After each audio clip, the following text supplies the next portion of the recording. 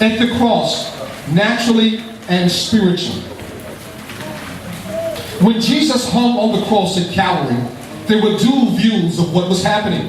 One view was of the natural, and the other view was of the spiritual. Let's examine what was seen and what happened in each. The natural view of the cross. Jesus was stripped of his vesture, clothing, laid down on the cross, and nailed to the cross, probably in his wrist and the bottom of his hands. The cross was probably erected, and he hung there. Matthew chapter 27, verse 35 says, "And they crucified him, and parted his garments, casting lots, that it might be fulfilled which was spoken by the prophet. They parted my garments among them, and upon my vesture did they cast lots." Naturally, people probably saw the great miracle worker's life coming to an end or a close. They mocked Jesus at the cross. Mark 15, verse 29 through 32 says, "And they that passed by railed on him, wagging their heads and saying, Ah, thou that destroyest the temple and buildest it in 3 days, save thyself and come down from the cross." Likewise, also the chief priests mocking said among themselves with the scribes, "He saved others, himself he cannot save. Let Christ the King of Israel descend now from the cross, that we may see and believe." And they that were crucified with him reviled him. In the natural, they heard Jesus cry out, and then they saw him die. Matthew 27:50 says, Jesus, when he had cried again with a loud voice, yielded up the ghost. The spiritual view of the cross. Demonic entities that influenced people to do evil stood by, encouraging the people to ill-treat Jesus, to discourage him from going to the cross. Why would people who saw Jesus raise people from the dead, heal the sick, cause a balm to be on the hearts of the brokenhearted, why would these people, even if you didn't know him, you heard of him, why would you be angry at him? Why would you want to see him crucified? It doesn't make natural sense, does it? But there was spiritual phenomena happening. Demonic entities stood by and encouraged him. Scream at him. He thinks he's God. Why can't he get himself down? And they took those verbalizations and spoke them into the natural. Let's go on. Because sometimes you don't understand the things that you're encouraged to say is not from your heart, it's from a spirit. These demonic spirits inspired the people to come against and mock Jesus. The angels probably stood ready for Jesus' command to help him come down off the cross. Can you imagine? The host of the army of the Lord. Can you imagine Jesus, the head of that army, sitting there while all of his militia stood by, able to overthrow the enemy with greater strength and greater might? They stood by and watched him.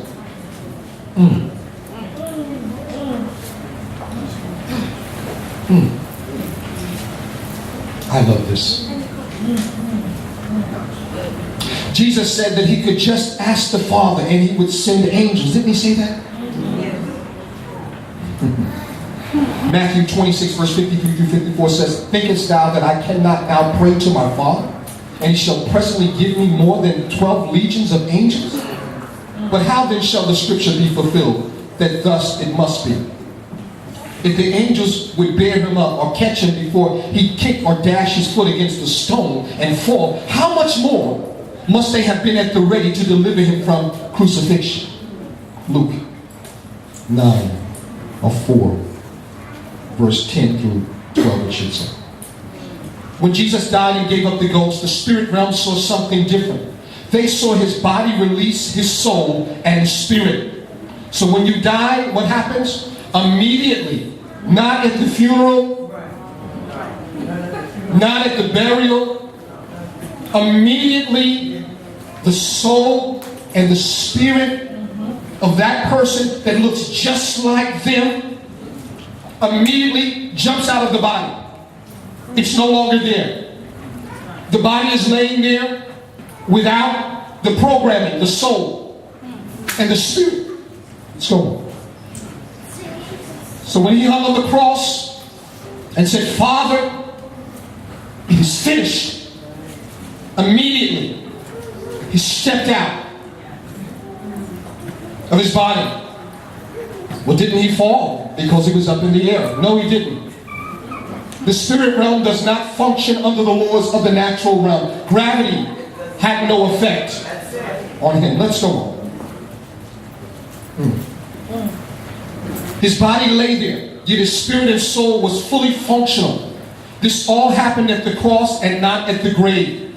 As soon as his body ceased to function, his spirit leaped out and headed straight to hell and paradise, the bosom of Abraham. In the grave, naturally and spiritually. As there are two views of the cross, there are also two very distinct views of what happened in the grave or in the earth.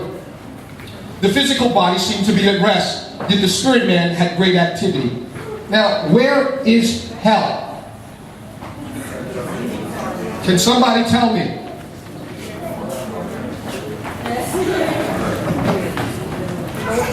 Hell is in the lower parts of the earth.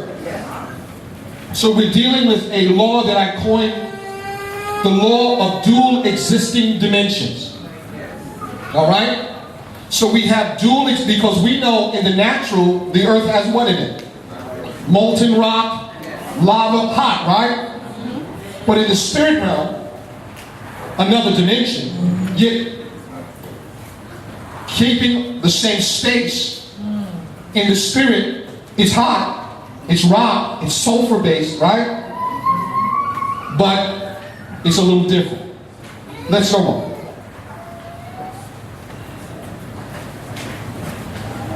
The natural view of the grave. The natural view was that Jesus had died and his body was taken away to be buried in a tomb. Matthew 27 verse 57 through 60 gives us the natural view. It reads, "And when the even was come, there came a rich man of Arimathea named Joseph, who also himself was Jesus' disciple. He went to Pilate and begged the body of Jesus. Then Pilate commanded the body to be delivered. And when Joseph had taken the body, he wrapped it in clean linen cloth and laid it in his own new tomb, which he had hewn out in the rock. And he rolled the great stone to the door of the sepulchre and departed." So that was the natural view. Now here is when we get busy. The spiritual view in the grave, the earth. It is here that we see that people exist past physical death. So if you're doing crazy stuff and you don't think it's going to catch up with you, it's all recorded. Everything. Everything. That secret sin, you're on the phone doing stuff, saying stuff, record it. Nobody sees me. Remember, there's a law of dual existing dimensions, and angelic hosts are always there. Serious, isn't it? Some of you are going to clean up some stuff tonight. Or to sponge some stuff from the eternal books. Father, forgive me.